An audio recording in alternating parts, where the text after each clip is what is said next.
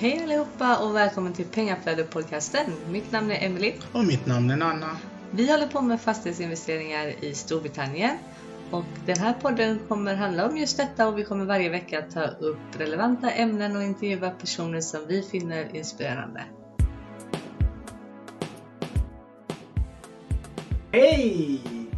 Och välkomna till Pengaflödet-podcasten. Today we have Richard Brown.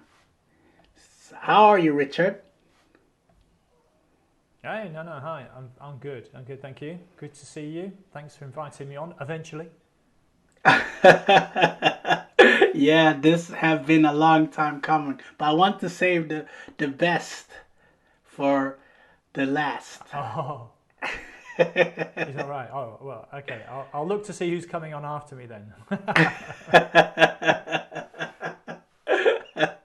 No, but I think you have a very interesting story and how you invest. You are that type of person and investment type of strategies that me and Emily want to do. So I thought this episode would be very, very interesting and informational. Yeah. So tell me about your background. From property point of view, well, I mean, okay, let me just tell you about me. So now I'm getting on a bit. I'm 54. So I've had a life and a career already. I'm British. I'm married to a Brazilian. We've got 3 adult grown-up girls. They're between 21 and 26 years old. So that's the sort of family, if you like. We have this sort of multicultural life because obviously my wife being Brazilian, so that's really great to have that. And by the way, that plays a part in our lifestyle, as I'm sure you're aware. But you know, I followed the traditional route in it, I guess, from a professional point of view. I got educated, you know, did what my dad told me to do as a good boy in that sense, even though I resisted a little bit. I got educated and then went into corporate land, as I call it. I had a career mainly in financial services. So I worked directly for banks, and then I also worked for manufacturers delivering financial services on behalf of those manufacturers. So business to business finance really was my sort of first phase career. And then I've always wanted to run my own business, and so I stepped out at one point and became I ran a few small businesses for about 10 years or so. Did okay, but didn't do stellar. I did okay. Bought and sold some businesses, ran some businesses, taught myself a few different industry sectors. So I guess that would be my second phase career. And then effectively kind of went back into employment with this crazy guy called John Chitty, who hats off to him. He gave me a job and went back into corporate land and was working for some blue chips, you know, big IT companies and big sort of industrials, again on the financial services side. But I've also done a bit of consulting too, so that would be the third element to my professional working career. But basically, I know you've cued me, and I know I probably shouldn't say this, but you've asked me a question about what would be one of my favourite movies. Probably a bit of a fun question later. So without that, it's a spoiler alert. I'm going to answer one of the fun questions that you possibly might ask me at the end now. And one of my favourite movies is The Matrix, and it's a bit dated now, but you know I love the concept of The Matrix. You know.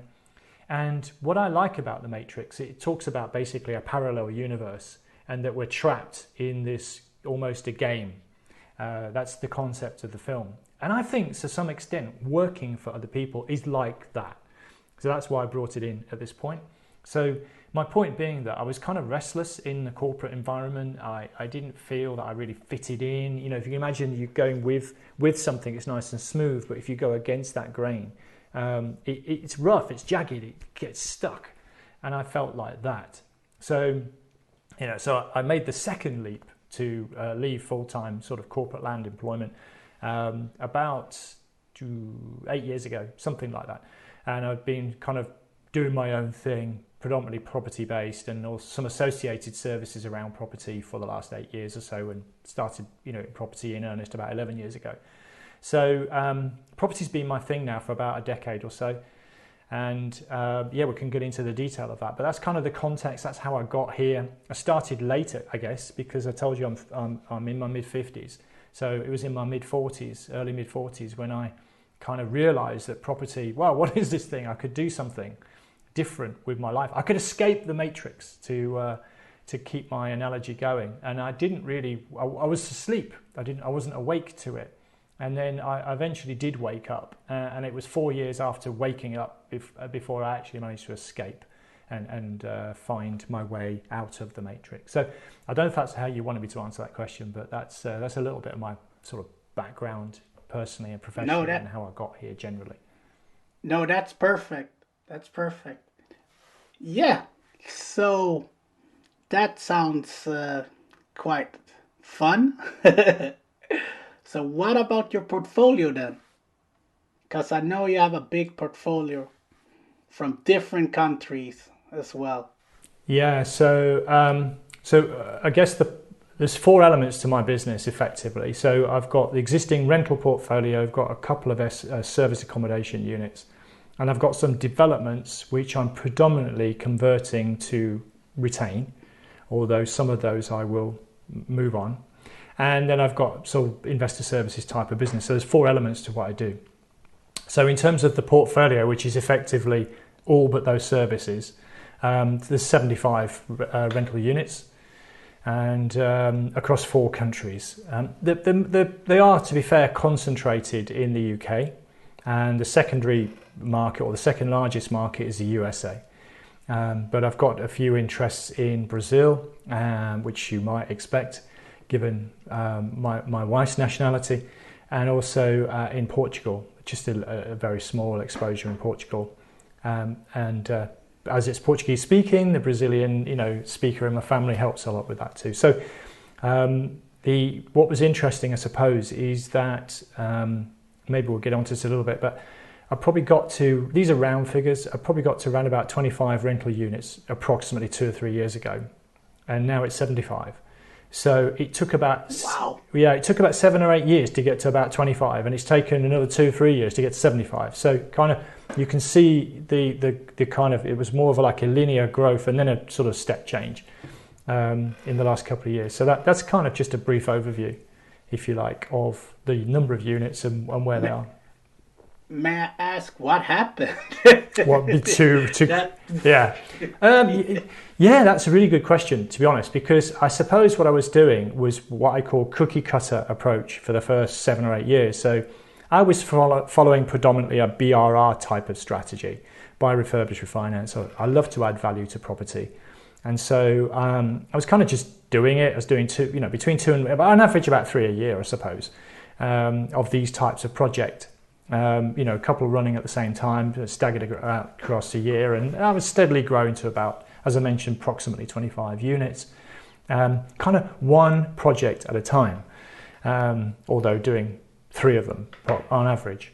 And what changed was really 2 or 3 years ago, I recognised that I could do multiple unit, conversions predominantly. So I was looking at 4 units, 6 units, 12 units. Conversions predominantly, a little bit of new build, not a lot of new build, mostly conversion. And so it just, that's what created that growth. For example, an 11 unit commercial conversion in Stoke-on-Trent. It's 11 units in one go.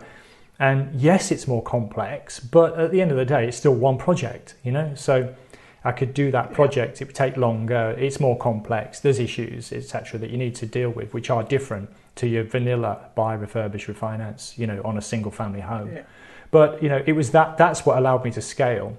And of course, it takes you into another level once you get to looking at projects like that. It's another level of complexity and planning and financing.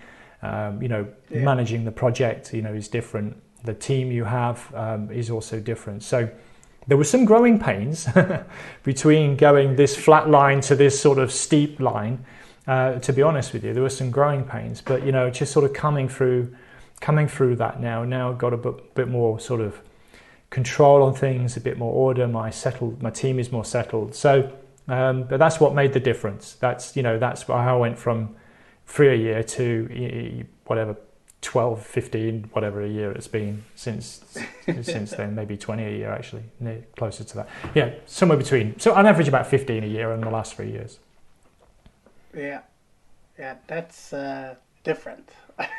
Yeah, and I also spoke because a lot of people who develop, so let's call conversions as well as ground up developments.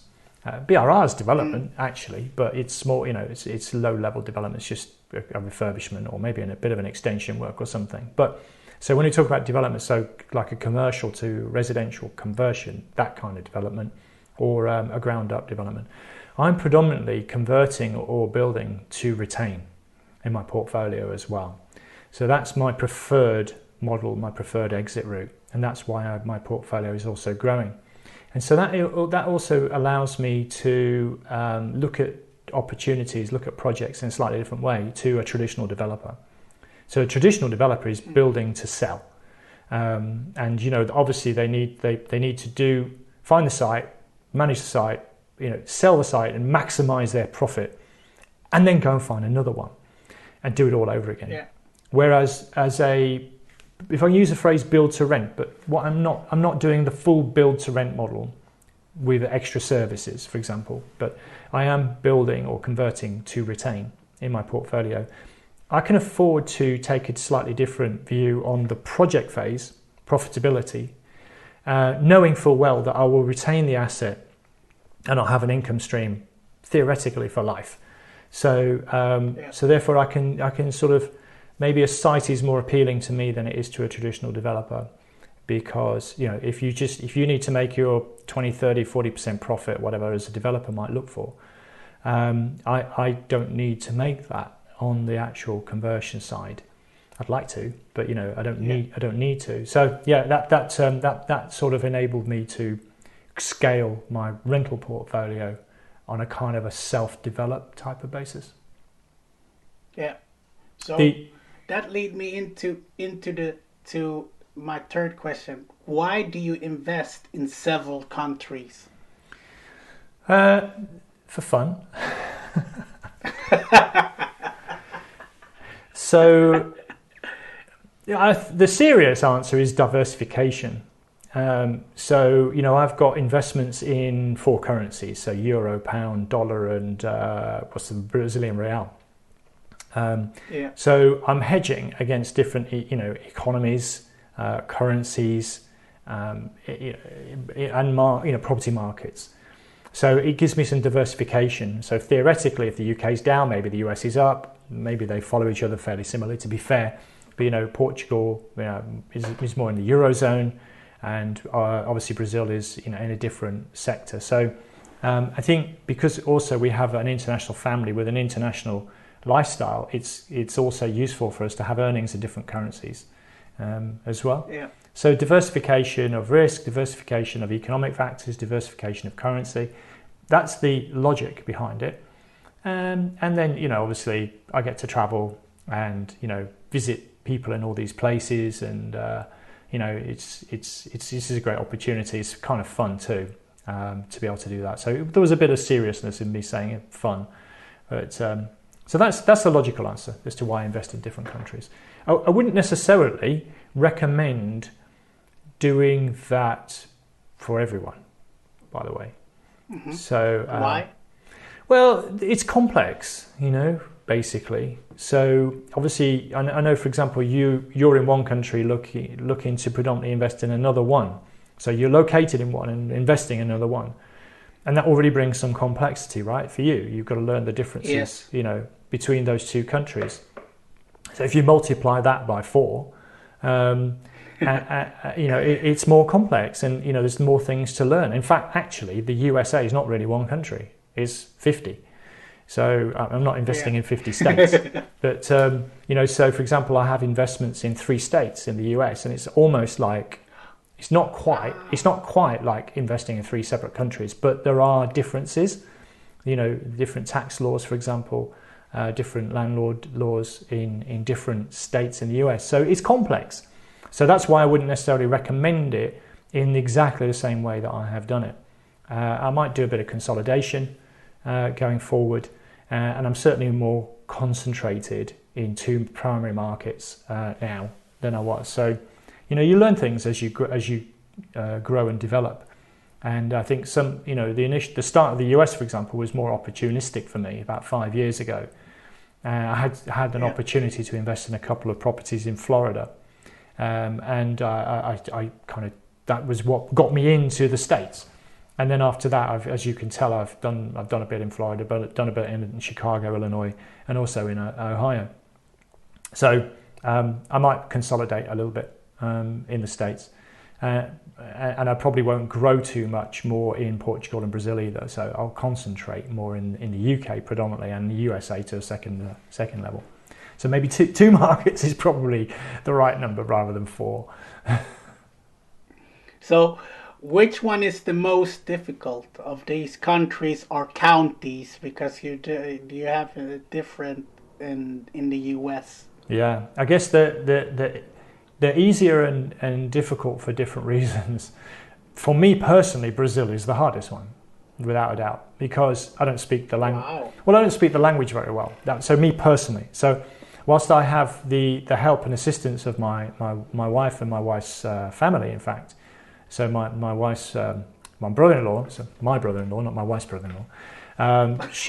He's an accountant, for example, and has access to legal services. So that makes life easier, but I don't speak fluent Portuguese, so language is a barrier. And then the other thing about Brazil, for example, my predominant strategy is basically buy something rubbish, do something good to it, and then extract the value to retain it, BRR, whatever, whether it's a single family home or whether it's a development type of project.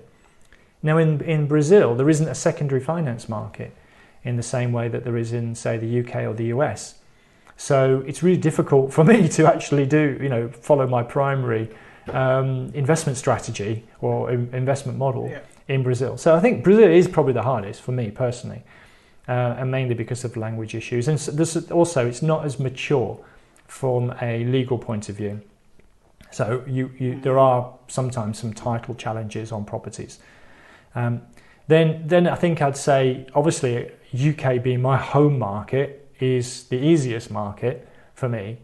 And there's a lot of good things about the UK, whereas the USA is more advanced in many ways. So you can do different things in the US that you can't necessarily do in the UK. There's more owner financing, for example. They have what's called a loan note system. So that's really private lenders who will lend money on properties, and it's more of there's more of a marketplace for that. It's more accepted. So it's sort of easier in some respects to do more creative strategies in the US than it is in the UK. So, but you get other complexities that kick in, like 3 levels of tax and different state laws that you have to get your head around, and then the tax code changes halfway through you deciding to go a certain direction, which can happen anywhere, by the way. So there's always change, then we have to adapt to change. So I would say the UK is the easiest one for me because of the familiarity.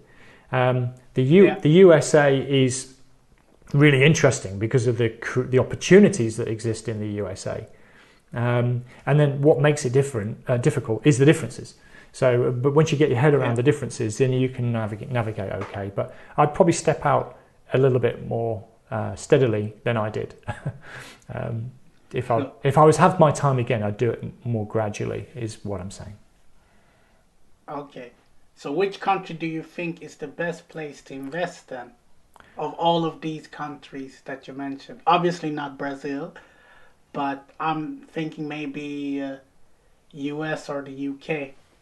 Yeah, it depends on how strong a constitution you've got, because I think in the USA the highs are higher and the lows are lower. So land value, if you extract the major cities like New York, San Francisco, LA, those sorts of cities, and if you go to some of the places that I'm invested in, so Chicago is a good example, it's still a fairly large city, but it's got a lot of growth potential. And within the city, there's like the north side is the wealthy area, the south side is not so not so wealthy.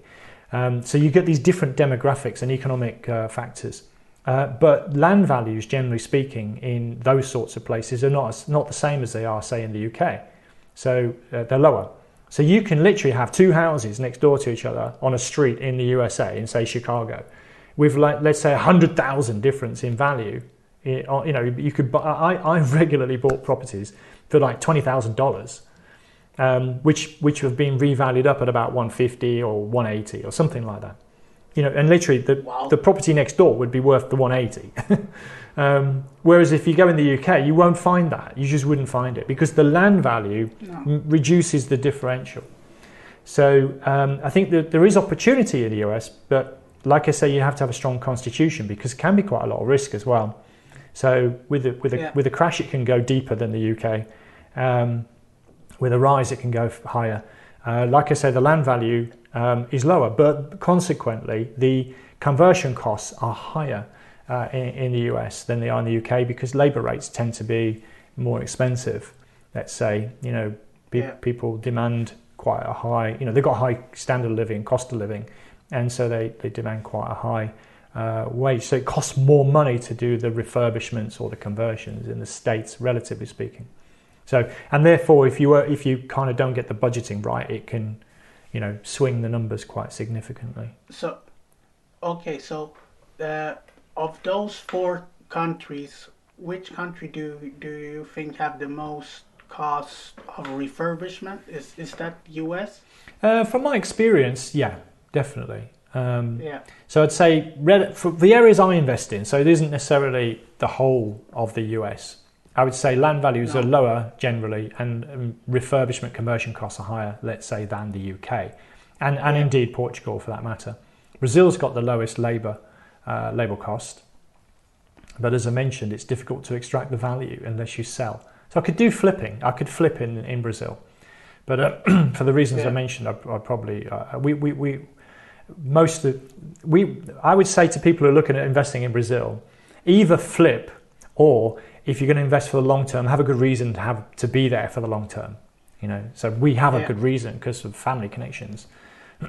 So and we'll always spend time in Brazil for that reason. So. No, because I'm asking this because of a lot of Swedish investors. They usually used to either want to invest in the US or in the UK market. So that's why I'm asking so, these questions. Okay, so I mean, I personally prefer the UK because it's more stable, I think. It's more predictable, therefore. The US can get better returns, but can also lead to losses pretty quickly if you're not careful. And also, there's a lot of what I call trophy investments type of thing in the US. So, you know, the 8-9-bed villa near Disneyland, you know, sounds great, but as an investment, it's not necessarily a good idea.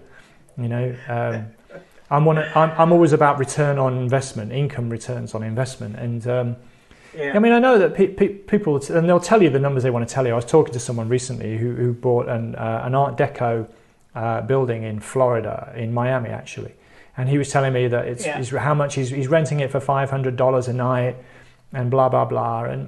But I looked at his calendar, and he didn't have that. It wasn't that booked out. So he was telling me what he wanted me to hear. If you follow me, so there's this trophy asset stuff, and in the major cities it's expensive and it's more of a capital growth play.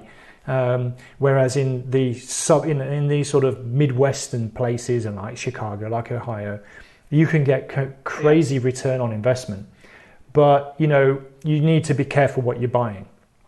So, for example, I was offered what they call a turnkey investment in Ohio, and you know I had it inspected, kind of like a survey. And the guy who was selling me the unit is like, what do you want it inspected for? It's just turnkey. We've done all the work. You know, I'm like, well, because I want an independent person to look at this, please. That's okay with you. And anyway, I had the inspector go round, and the inspector told me that it was going to fall over basically, and the basement foundation was not secure, and you know it would be a significant amount of work to make it so. And there were other issues with the property, which So they'd kind of done a, glossy sort of facelift, but behind the scenes, it wasn't that good an investment. And so we just walked away. And guess what? I didn't have any faith in that particular turnkey provider after him doing this to me. So that was supposed to be a fully turnkey, you're ready to go unit. And it would probably been okay for a few years, but then the skeletons would have crawled out the woodwork later. So you've got to be watching. Sometimes I do say the US is like the Wild West still. So you've got to be careful. Got to be careful. So whilst I am investing in the US, it's my secondary market. I've had to be careful. I've had a few close shaves over the years. And so I prefer the UK, personally. So I invest in the US for diversification reasons, and you get probably double the gross yield on a single family home in the US than you would on the UK. But there's all this other stuff that goes with it. Yeah. So how did you manage to find your power team in these different countries? I know you got your power team in Brazil from your wife's brother, your brother-in-law, but in Portugal and in the US, UK. I know you're from UK. Excuse me. So because I took a drink, it went down the wrong way, so I got that. So yes, I think in the States they call it boots on the ground. But basically, and I say having your own eyes and ears. So you need to have your own. So a bit like with that turnkey guy, it's a good example. So I was referred to this turnkey provider in the US by someone in my network. And everyone's got a vested interest, right? So the guy who referred me would get paid if I did a deal with this turnkey provider. And the turnkey provider clearly was getting profit if he sold me the deal. So, and of course what I learned later is, could I really trust the referral? Because he was getting paid. So, and the answer was no, actually. So just be careful who, you go through referrals, you try and get referred to what you think are good quality, reliable, respectable people to deal with. But always ask the question, what's in it for them? And literally ask them, what's in it for you? And if they've got some sort of monetary gain, then it's difficult to trust. So the other phrase is trust but verify. So you can trust someone to give you a referral, but verify. So there's things in the US called, so for example, there's a rating system called Better Business Bureau. So you can look up, it's a bit like Trustpilot and things like that for businesses. So you can look up businesses' reputation on Better Business Bureau, and that you just get people saying whatever they want to say about that business. So that's quite a good resource to sort of double check. So get maybe the referral route. So a property manager, they call them property managers, letting agents. They call property managers in the US. If you go, so you get used to the different terminology, but the concepts are the same. So a property manager or a letting agent can refer you to contractors who'll do refurbishments, for example. So that's quite a good place to go. But always trust but verify. Do the extra reference checks. I had somebody once just to drift off, who was also introduced to me as someone who could provide financing to me as an overseas investor. And there are ways to get financing as overseas investors, but I was introduced to this person. Let's just call him Dodgy Darryl. I looked up. There's a resource over in the States. So there's a lot more transparency in the States.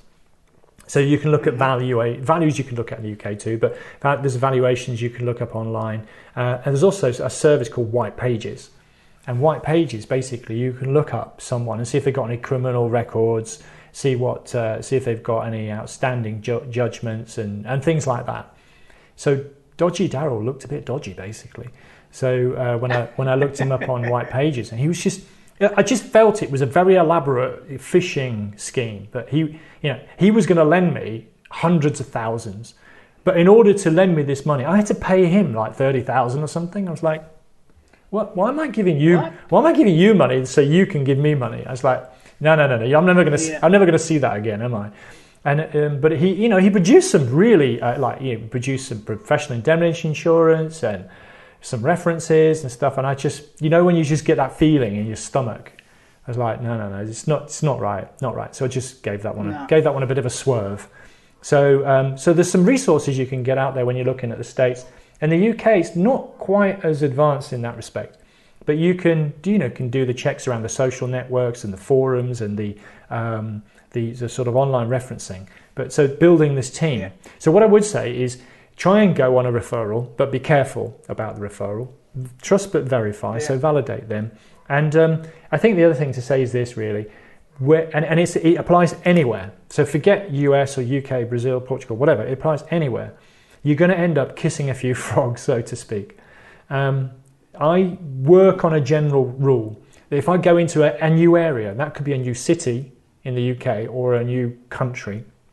If I'm going into a new area, I'm pretty well expecting that I will of 1 in 3 people I would work with again on the next project. So in other words, 2 out of 3 I probably wouldn't. And then of course, so if you retain that one, then you've got a similar sequence. So it probably takes you 2 or 3 projects before you really build your trustworthy power team, as you call it. So I think it takes some time. And you might get lucky. You might just be able to plug into an existing network or team or something, and maybe partnering with somebody who's already there is a good way of doing that potentially. But I think if you go in on your own and try to build your power team from scratch, just be a bit careful, I'd say. Yeah. So that leads me into the following question: how do you manage all of your projects from abroad? Living the dream. Wow. I said I was 54. I'm actually only 24. But I feel like I've aged quite a bit in the last few years. So we've got 2 types of management. We've got projects and properties. So obviously, so just to differentiate. So in the project phase, that's when you're doing something to the property, a refurbishment, conversion, or building it. And then on the management phase, that's really once it's tenanted and you're renting it out. So long story short, I rely on other people. That's it. So I have good people around me who, or try to get good people around me who look after those various elements. So I have a project manager. Now, it doesn't always follow that I have a project manager in every country I work in. So sometimes you can ask a letting agent or their equivalent to be a project manager. So if it's a small refurbishment, they could go and check on it. They could, look on the quality of work of a tradesperson and sort of play that role. Then you could have a main contractor who also doubles up as the project manager. You could follow that route with the projects too. Or you could have your own independent project manager or even site manager, depending on how big the job is. So that's on the project side. And on the property side, if it's a foreign market to me, I use letting agents or property managers pretty much exclusively in overseas countries. But here's the caveat: have your own eyes and ears. So even if you're appointing a property manager or let's say a letting agent or equivalent to look at things, get somebody independent to check in on things occasionally. So it doesn't matter, all the will in the world that those people you think they're going to be okay to work with, but just get your own independent eyes and ears. And in the States, you can have like what they call property inspectors who will go in and do that sort of role. You can employ people who just go and check in on things for you, do your own sort of mini inspections in between things. So yeah, it's the trust but verify thing again, to be honest. Yeah. Okay. So do you extract money from different companies? So at the moment, I'm on no is the answer. I reinvest everything pretty much. So I'm on a quest at the moment to grow my portfolio, grow my asset base. I've got a big vision, which is to develop a foundation, actually, which will outlive me. Wow. Yeah, which will outlive me. So everything kind of gets thrown back into the pot. So I do have alternative income streams. So I have like mentoring consultancy sort of revenue stream. I'm fortunate my wife is still working, so that provides a bit of income, stability in that sense. So we don't need to dip into the money from the property side. So I kind of say that I'm also doing this to some extent, but my wife's predominantly income for today, and I'm predominantly wealth for tomorrow. So that's kind of how we do things. Yeah. But my wife's on her last assignment now. I don't think she's going to work beyond this role. She's probably got another 2 or 3 years, and then we'll go into our semi-retirement mode. And our semi-retirement mode is living between three countries. So that's how we'll operate. And we'll probably start to draw down income from the portfolio at that point in time. So we're kind of building things up, reinvesting everything, growing the snowball. And then I do have alternative income streams, as I mentioned, as does, the family has alternative income streams. And then, we'll start cashing our chips in a little bit, maybe in 2 or 3 years' time. That's our plan. Yeah. I was thinking about asking you what strategy do you prefer each country, but you mentioned before that you want to retain everything. So I'm going to leave that one out, or should I still ask it? So at the moment, I don't do like the conversion development project, larger development projects anywhere but the UK. I guess I prefer to do larger conversions and developments in the UK. I think in the other countries, it's a mixture of, smaller units, just say that, and some of it's service apartments or service accommodation. So that can be a difference. I think in the US though, I'm looking at what they call duplex and triplex units. I don't know if you know what they are, but essentially. Yeah, I know. Okay. So but maybe not the listeners, so maybe you can explain it for them. Yeah, sure. So essentially, you've got a single family home, where obviously, as its name implies, you just have one family that lives in the property. But some units are built that they could be split into, say, 2 flats or 3 flats. So you'd be like a title split, perhaps in the UK, or not really a mini HMO, because each unit's a separate unit. A duplex would be two units in one, and a triplex would be 3 units in one, and they're pretty good from a yield and therefore return on investment point of view. So I like that I like those in the States, and then Brazil in Rio. Normally we're not in normality, but normally in Rio it's got fairly consistent all year tourism industry, so that lends itself quite well to serviced accommodation, holiday lets, and the same with we only actually now have one property in Portugal, and that's in the Algarve, so that's also holiday let.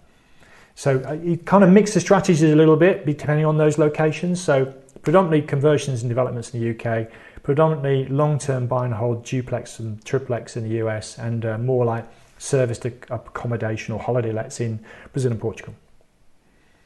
Okay. So do you have a parent company for the whole portfolio? Currently, no. But it's interesting because I'm really in the process of looking at that right now.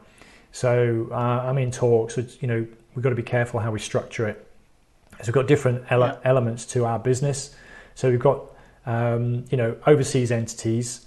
We've got different types of property companies. So we've got property investment companies, development companies, trading companies, and rental companies, effectively. Property investment is the first one, the rental, the same thing. But service accommodation is different to normal buy-to-let type of rental. So there's quite a lot of complexity. And really, in all honesty, within that, I've been putting it off. I just need to kind of suck it up and go and deal with that. And I'll probably end up putting a holding company in place. But I just need to think about it. But for my developments, I tend to use SPVs. And that's me. And I, at the moment, I'm tending to own those SPVs, and sometimes I own them jointly with an investment partner, for example. So that doesn't lend itself to sitting within a group structure for me if I'm investing in an SPV with a third party, for example. So I'll probably still have SPVs around the edges as well. Okay, so what would be the benefits if you would do it like you mentioned, doing it as a holding company? Well, I think you can move properties around more easily. For example, between entities, if it's a holding company, You can sort of, there are tax benefits that you can potentially play. You can offset, obviously, on a group structure basis. It can, simplify your operations that you operate. So there's a number of benefits. But I think really it's the main benefit is consolidating everything into a single point of ownership. And that allows you... Do you know how lending would be in the different countries then, if you were having, or you haven't checked that yet? I haven't checked it apart from the UK. So in the UK, typically lenders they'll go. It's like onions, peeling an onion with a lender. So it's like, well, what is the entity that needs the money? And how solid is that entity? How solid is the business case, the investment proposition? And if they're happy with that, so there's enough equity, there's a strong asset base, there's a track record, for example, of that entity, then maybe they'll just lend to the entity and take security over the asset in question, and that's that.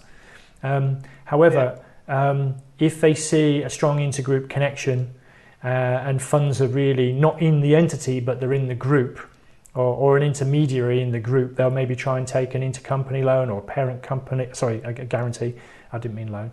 They may take an intercompany guarantee or a parental company guarantee, or they'll try and take security across assets across the group. So that's actually partly one of the reasons why I resisted going for the group structure, in all honesty, because I'd probably end up giving, cross-company guarantees, parent company guarantees, for example. And it's not so much that I'm averse to giving them, it's just that you could get this complicated structure that you might have given, let's say, a debenture to a bank, which then precludes you using that same security for another entity. So I would be cautious about piling into the whole group structure, and that's part of the reason why I resisted, because the banks could they'll look for this security. And guess what? I actually saw a bank.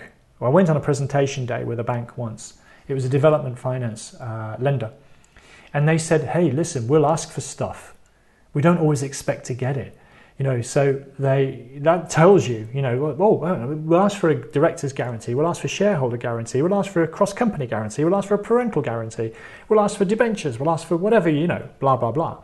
But sometimes you can just push back, especially if, like I say, the deal and the entity stacks up. So why do they need all this other security? That's true. So it doesn't mean you'll always succeed in pushing back.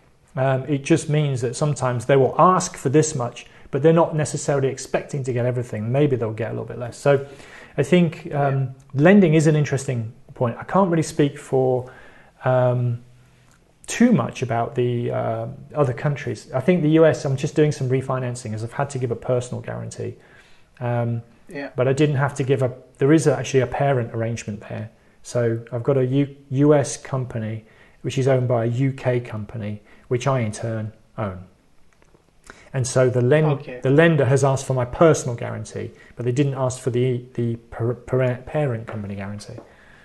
And to be fair, I think they've only asked for the personal guarantee because I'm an overseas investor. Because it's if they needed to come after me, generally it's more difficult. Where do they find me? So they've asked for my personal guarantee because it's probably easier to find me than it is the company. So I think that's the reason why they've asked for that. So do you think which country is the hardest to get lending?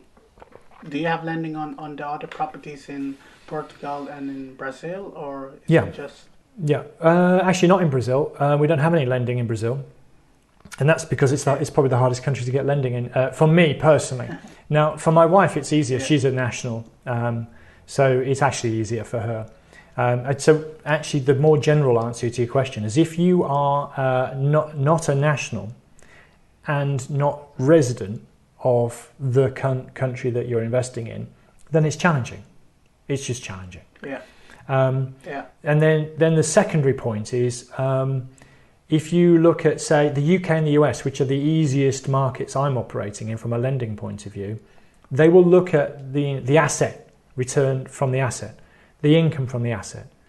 if that follows. So like buy-to-let mortgages in the UK, they'll go, okay, as long as there's enough coverage between the rent and the mortgage, the 125% rule, 140% rule, I can explain what that means if you need it to. Yeah. But I mean, basically, that the rent covers the mortgage by at least 125 or 140%, depending on your tax status.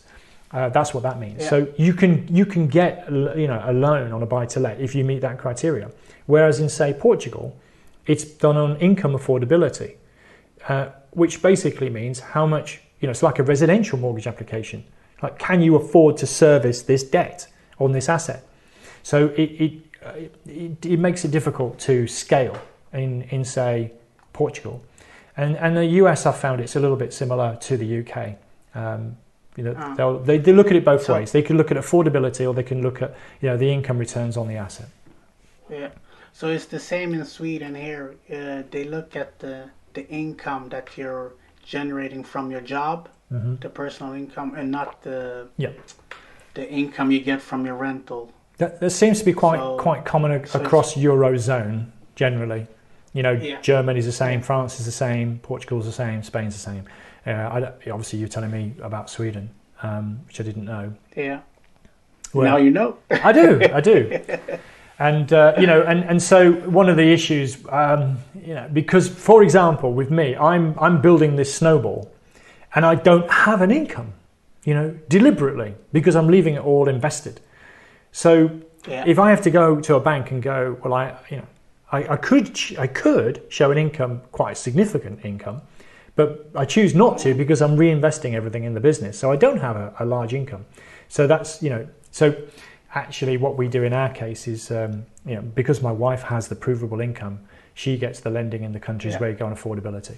And I get them where, that's another reason why I'm investing in the UK and the USA, because it's not so relevant, that my income. Yeah.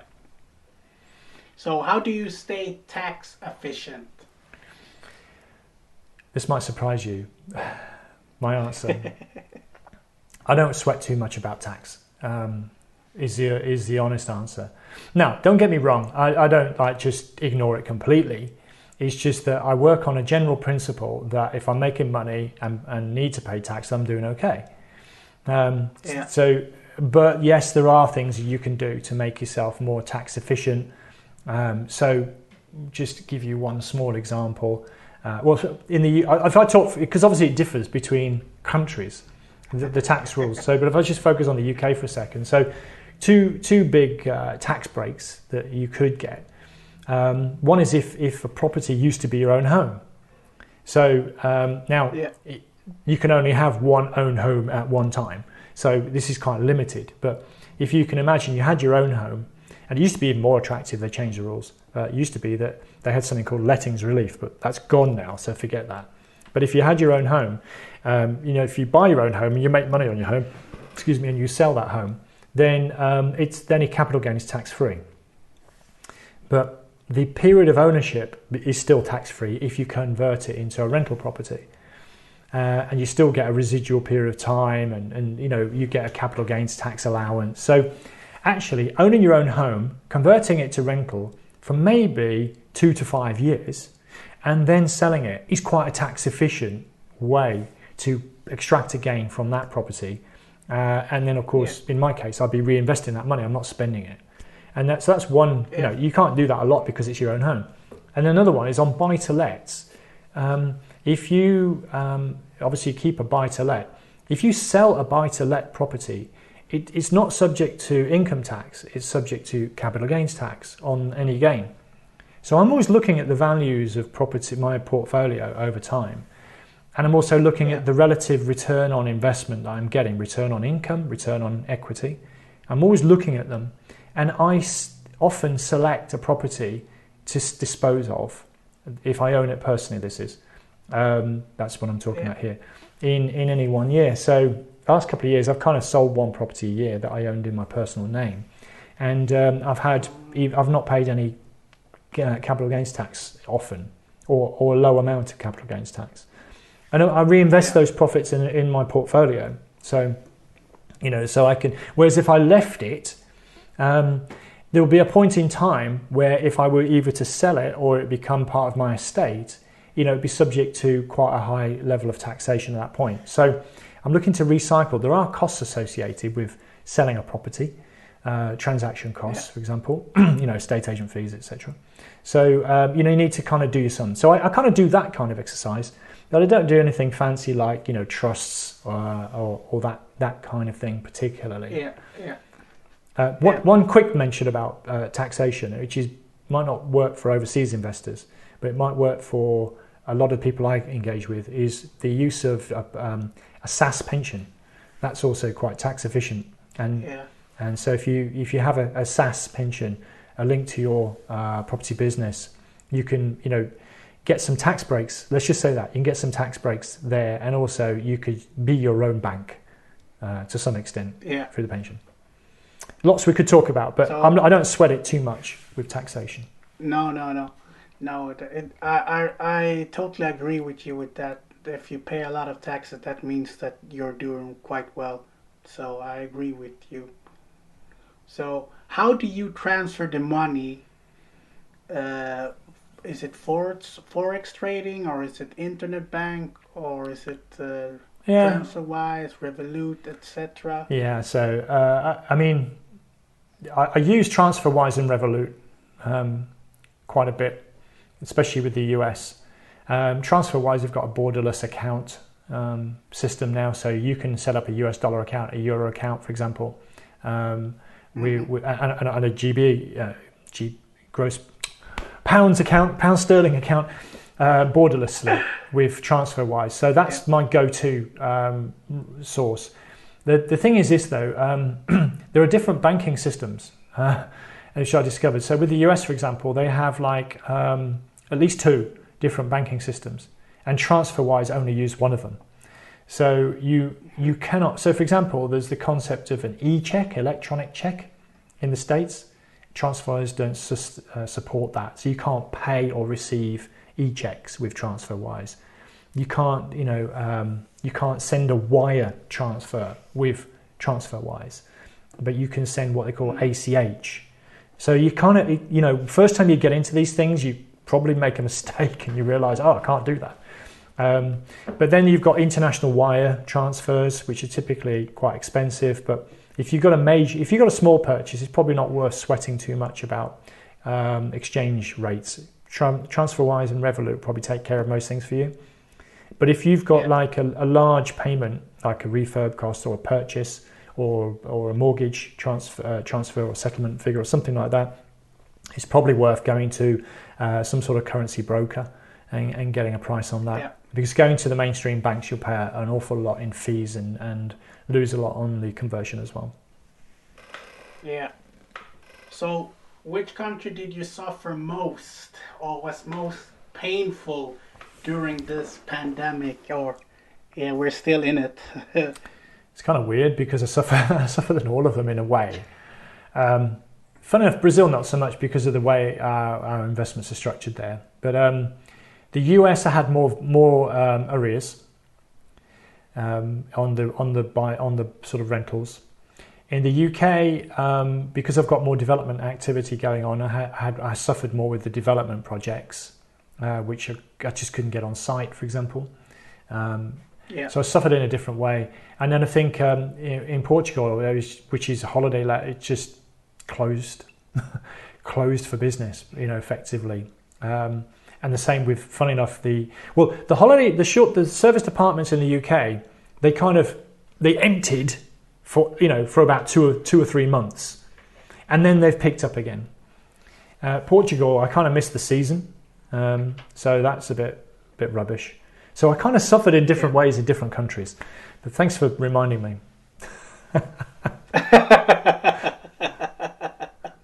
Sorry about that. That's okay. So what tips can you give someone who would like to do the same as you? What with the international investing and developing and things like that? Yeah. Yeah. Well, I mean, just by the way, just to go back to that point, one tip there is to expect challenges and changes and to make provision for that, and also to deal with things quickly. So I would say that, as far as what happened with the pandemic and the lockdown, there's always going to be something that will come around every 10 years on average, which is big. Global financial crisis, now the pandemic and dot-com bubbles and recession and stuff like that. It's just always going to happen. So expect that and then make certain provisions. And I talk about making your property bulletproof. I've probably got a resource on that if people want that. But in terms of getting yourself set up and to be more of an international developer or investor, well, there's a difference, by the way, between an international investor and developer. So maybe start as an investor.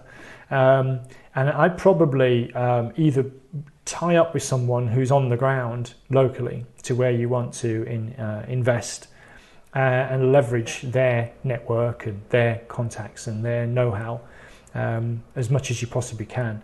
But I'd also adopt this sort of trust but verify approach. So it's great to then have that person, but just, have your own eyes and ears. That could be literally your own eyes and ears. Go, meet them, see what they do, sort of thing. Or it could be, if that's not easy or convenient for you to do, that maybe you could send someone, periodically to check on things, particularly if there's like a development project. So I'd do that. I'd probably scale more gradually than I did insofar as overseas expansion. And I'd definitely get, good advice around you. So have the right sort of accounting, tax, legal advice around you. And don't forget the cross-border issues. So there are international tax treaties, for example, that you kind of need to be aware of. Is the one, isn't the one? Could you be taxed twice? So you could be taxed twice. You could be taxed once, but you'll end up paying the highest tax rate if there's a treaty. And if there isn't a treaty, you could be taxed twice. So have good advice, professional advice around you. Have your own eyes and ears. Go steadily as you go, suck it and see sort of thing. See how it goes with a small project, and then maybe move to a different one. But I'd hook up a network with people on the ground as well, rather than just try and wing it from your laptop, from afar. They're the main tips. Yeah, good tips. I hope the listeners have taken notes about that. Well, so now we'll come to the fun part. Okay. I want to know your best movie, your best TV series, and best books. So, now, spoiler, you did tell me you were going to ask me these questions. So, by the way, thank you that you did, because I thought about it. And so, I guess with films, I've got a lot of different. We were just chatting about this the other day, funnily enough, in the house, and I tend to like this sort of suspense thriller type of film, but I try to think about what I might like. Generally, just two answers to your question, basically. So The Matrix, I talked about The Matrix, didn't I? And the reason I like The Matrix so much is it is this sort of parallel universe. It's like trying to escape the rat race, trying to escape corporate land. I apply that analogy to where I was and what I did. So I'm Neo, that escaped from it. So it's dated now, but I really love the concept of it. And on a sort of more business related film, I like The Big Short. I don't know if you've seen that one. Me too. Yeah, I love it. So people could see the crisis coming, but no one would believe them. And I like things which are contrarian, generally speaking. So that's the reason why I like that one. So TV, right? I think I had to look at my notes. I really like. There's an American guy called Marcus Lemonis. I don't know if you've heard of him. And he. No. So he's an investor and a business investor, an owner, and he goes in and kind of buys small businesses and turns them around. And he's got a TV program called The Prophet, with an F. He's not like a prophet, prophesying what's going to happen. Okay. And I really love that program because I love turnarounds, by the way. So I love the whole idea of a turnaround. And he just goes in, he does deal on a handshake, a lot on trust. And he's got some really good ideas of how to simplify and expand the business. And he's got this phrase called trust the process, or as he calls it, trust the process. And I love that concept. So that's a good one. Not sure what channel you Yeah. can get it on. We have a number of different cable networks, so it's on. Maybe on YouTube I can find it. Maybe. Otherwise, And then I love any property reality TV. I mean, I don't know about you, Nana, but if we travel, and this is, I'm going to tell you this now. If we travel, it's actually my wife who will go on the TV and look for something like Sarah Beanie or something like that. You know, there's the Property Brothers, which is a US one, and there's these different property reality. Yeah. We watched one the other day. Funny enough, we're watching Sarah Beanie at the moment with How to Live Mortgage Free.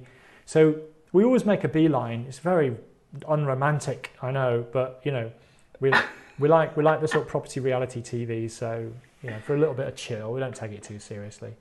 And in terms of books, I'm a massive book reader, as I think you know. yeah, I know. So it's really difficult for me to pick one or even two. But I think I'll get 3. you want 3 out of me. Let's see if how many I had on my list.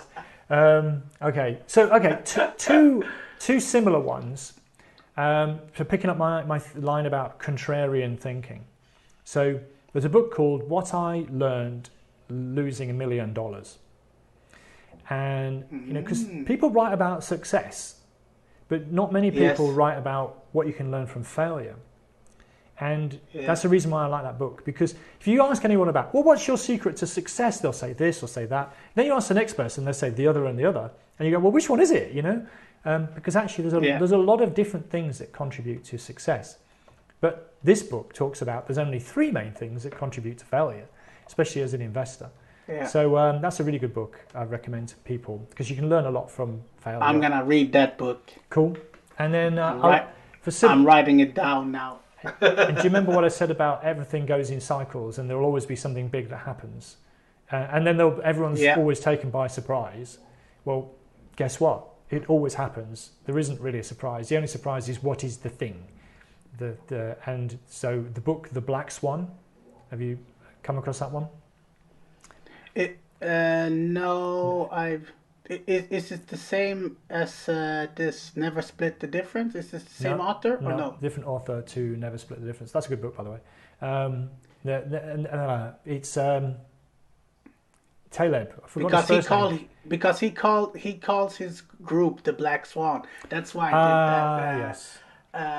Parallel. I understand. Yeah, Chris Voss wrote Never Split the Difference. Yeah, exactly. And he has got a consultancy called the Black Swan. And he's taken the concept of the Black Swan, which is basically a rare occurring event that nobody could see coming, but actually they happen more frequently than you imagine. So I love that one for that reason. And then, you know, I guess if I'm going to be pressed into a third one, everybody talks about Rich Dad Poor Dad, right? So I'm not. Because everybody else does. But I love it. But yeah, Rich Dad Poor Dad, obviously, you know, everyone should read that one. Ironically, I suppose I love Unscripted. There we go. So have you read Millionaire Fastlane by MJ DeMarco? I have it on my list. I have so many on my list. So he became famous, MJ DeMarco, for writing The Millionaire Fastlane, which is a good book, by the way. Yeah. But I really like the second one, which is called Unscripted. And guess what? Unscripted is a bit like The Matrix. So kind of ties in. It's the idea of escaping this sort of, you know, treadmill rat race world. And maybe if you're doing it through business, actually. He talks about business, but he also talks about investing. He talks about real estate as well. So I quite like it. It's quite a long book, and you probably need to have read Millionaire Fastlane before you read Unscripted. And having said that, you can probably skip the first third of Unscripted if you've read Millionaire Fastlane. So there you go. There's 3. I could probably... one bonus one. Particularly if you've not got a good grounding in personal finance, which I didn't when I started. But I love The Richest Man of Babylon. Yeah, that's a good book. It's easy to read. It's a parable. And very short as well. Exactly. So you notch up another book on your target quite quickly. That's how I'm reading 3 or 4 a month. Yeah, but there you have it, listeners. Richard Brown. And if people would like to reach out to you, how can they reach out to you? I know you have a podcast. That's how I found you from the beginning. Sure. But yeah, how can they reach out? So but let's keep it all together. So email me, podcast@thepropertyvoice.net, which obviously has got the website address in that as well. So go to thepropertyvoice.net. We've got a page which tells you about the podcast. It's also on iTunes, Stitcher, Spotify, blah, blah, blah. It's all on. So the Property Voice is how I'm probably most known, I suppose. I've written a couple of books, so you can find some of those books on Amazon. And then I write for YPN magazine. So if you write, if some of this is kind of said, oh, that's interesting. So I talked about bulletproofing your portfolio. I've written the odd article investing in the USA, for example. There's other bits and pieces of resources. You can get all my back catalogue for YPN magazine if you just subscribe. So just send an email, podcast@thepropertyvoice.net, and I'll try my best to help you out and direct you, or probably get my assistant to help, probably more likely. That's the best. Yeah. I think they're the best ways of getting hold of me. Okay, there you have it, listeners. Thank you for listening to this great guy and for me asking all of the questions. Thanks for getting me on the show. I really appreciate it. It's, I hope your audience in Sweden gets some benefit out of it. But Yeah. I was going to digress. Let me not digress, because I'll just digress forever. But I remember a really good occasion I had in Stockholm, in a summer party in Stockholm. But let's not go there. So I've got a good memory of Sweden for sure, as a result of that. So hello to all the people in Sweden. We tend to get on well, the Brits and the Swedes. So and I'm sure other nationalities are also included and welcome. There you have it, people. Don't be stressed. Invest. Bye.